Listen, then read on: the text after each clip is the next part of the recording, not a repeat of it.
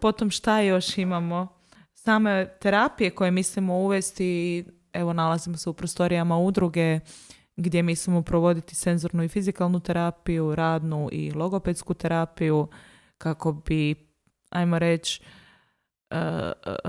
doprinijeli samom društvu da se ta djeca mogu šta prije na jedan svoj način sa svojim doprinosom uklopiti u društvo, jer ono što sam primijetila kroz mnoge edukacije i sam rad, da smo i mi malo krivo postavili stvari. Zašto bi se oni morali uklapati u naše društvo? Zašto se mi ne bi uklopili u njihovo? Svi smo mi različiti. A, zato jer su manjina. Zato jer su manjina. A Da. kažu, evo, da je drastična brojka povećanja i autizma i svih mogućih